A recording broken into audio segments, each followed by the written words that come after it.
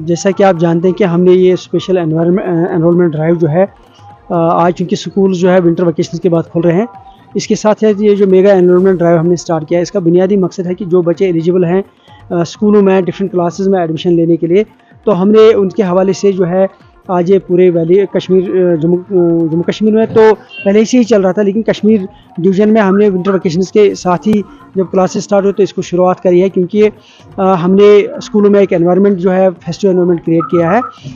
Idea ये है कि आज जो पेरेंट्स हैं या जो हमारे स्टेक होल्डर्स हैं, चाहे वो सिविल सोसाइटी हो, लोकल कम्युनिटी हो, उनके अंदर एक अवेयरनेस पैदा करनी है कि जितने बच्चे हैं और जो एलिजिबल हैं स्कूलों के लिए, जो जिनको एजुकेशन चाहिए, उनको स्कूलों से बाहर किसी भी सूरत में नहीं रहना है, उनको स्कूलों में जो है तालीम हासिल करनी है। इसके अलावा जो गवर्नमेंट स्कूल्स में जो फैसिलिटीज़ अवेलेबल है, चाहे वो फ्री यूनिफॉर्म हो, फ्री बुक्स हो, मिड डे मील्स हो, स्कॉलरशिप हो, उनके हवाले से भी जो है कम्युनिटी को अवेयर करना है कि वो फैसिलिटीज़ अवेल करें, उस पर गवर्नमेंट जितना खर्चा करती है उसका भरपूर फ़ायदा उठाएं। और ख़ास तौर से अगर आप देखेंगे दूर दराज इलाके जो हैं वहाँ पे गवर्नमेंट स्कूल्स की ही आउटरीच है, जबकि प्राइवेट स्कूल्स की भी आउटरीच वेरी लिमिटेड ही है, लेकिन उनकी सिटीज़ एंड टाउन्स में ज़्यादा है। लेकिन इन इलाकों को कैटर करना और इन इलाकों के लोगों को की ज़रूरियात को पूरा करना वो गवर्नमेंट ने अपने ज़िम्मे लिया हुआ, और अपने उन जितने रिसोर्सेज हैं उनको भरपूर यूटिलाइज़ करने के साथ ही जो है वो सारी फैसिलिटीज़ प्रोवाइड की जाती है। जहाँ तक लिमिटेड एकोमोडेशन का सवाल है, क्योंकि ये वो स्कूल हैं जहाँ पे एकोमोडेशन अभी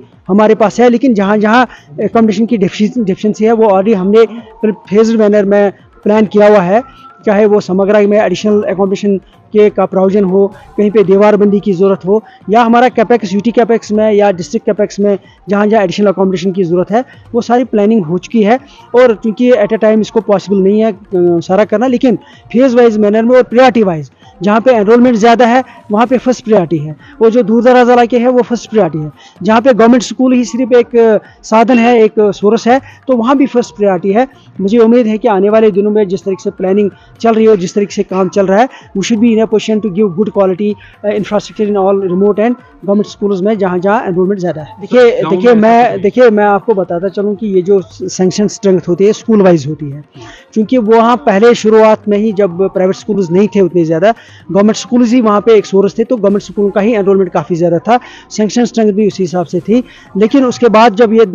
डायनेमिक्स चेंज हो गया, धीरे धीरे जो है कंसंट्रेशन प्राइवेट स्कूल्स का सिटीज़ एंड टाउन्स में आ गया, लेकिन जो फार फ्लंग एरियाज है वहाँ पे गवर्नमेंट स्कूल में एनरोलमेंट बढ़ गया, लेकिन सैंक्शन स्ट्रेंथ जो है वो वैसी रही। और कुछ ओवरऑल बीच में जो गवर्नमेंट ने टाइम टू टाइम जो असेसमेंट की उसके हिसाब से एडिशनल्स भी करे हैं ज़रूर, लेकिन हमने एक अपनी जगह जो अपनी स्कीम है इस वक्त जो स्कूल एजुकेशन डिपार्टमेंट के पास है, वो रैशनलाइजेशन में जहाँ जहाँ एनरोलमेंट की डिमांड के हिसाब से जो डिमांड है कि हमें एडिशनल स्टाफ को यूटिलाइज़ करना है, तो जहाँ जहाँ सरप्लस स्टाफ है उनको हम एकेडमिक सेशन के लिए यूज़ करते हैं उन स्कूलों में जहाँ पे एनरोलमेंट ज़्यादा है और जहाँ इसकी ज़्यादा ज़रूरत होती है। नॉट ओनली दैट, हमने जो हमारे हायर इंस्टीट्यूशंस हैं, चाहे वो हमारी यूनिवर्सिटीज़ हैं, कश्मीर यूनिवर्सिटी है या हमारी क्लस्टर यूनिवर्सिटी है, सेंट्रल यूनिवर्सिटी है या IUST हमारी है, उनके साथ हमने कोलैबोरेट किया है। एक फार्मूला के तहत उन्होंने ऑफ़र हमें किया, जो उनके PG लेवल के जो बच्चे हैं जो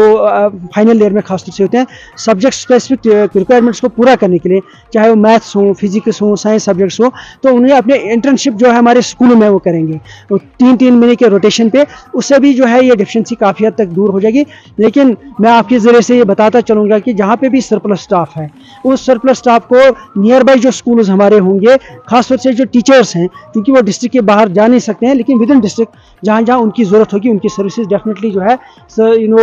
रैशनलाइजेशन में यूटिलाइज़ की जाए, ताकि बच्चों को जो है जहाँ जहाँ हाई एनरोलमेंट हो, बच्चों को सब्जेक्ट स्पेसिफिक टीचर्स की ज़रूरत है उसको पूरा किया जाए। नॉट ओनली दैट, बल्कि समग्र में जो हमें CRCs है, क्लस्टर लेवल पे हमें सब्जेक्ट स्पेसिफिक टीचर्स में एंगेज करने का प्रोविजन ऑलरेडी है। पहले भी था, वो मार्च 31 तक उनकी वैलिडिटी है। उससे पहले ही हम प्लान कर रहे हैं कि उस का जो है और भी वो स्कीम आगे बढ़े। उस हवाले से भी जो है अभी गवर्नमेंट के ज़ेर गौर जो है वो प्रपोजल हमारा है, ताकि आने वाले दिनों में जब ये सब्जेक्ट स्पेसिफिक रिक्वायरमेंट हमें जहाँ जहाँ होगी वो क्लस्टर लेवल पे वो अवेलेबल सब्जेक्ट स्पेसिफिक रहेगा, और क्लस्टर हेड को जहाँ उसकी सर्विसेज की रिक्वायरमेंट लगेगी वहाँ वो जो है पूरा किया जाएगा। सर, अभी आपके प्रोग्राम में कुक यूनियन की तरफ से कुछ बंदे थे जिन्होंने हमसे शिकायत जाहिर की कि उनकी जो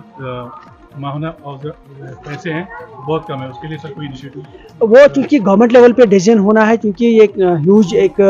नंबर है हमारे पास जो कुक्स हैं, क्योंकि वो समग्रा के तहत जो है MDM स्कीम में आ जाते हैं, तो उस पर कोई डिसीजन जो भी लेना होगा वो तो गवर्नमेंट लेवल पे ही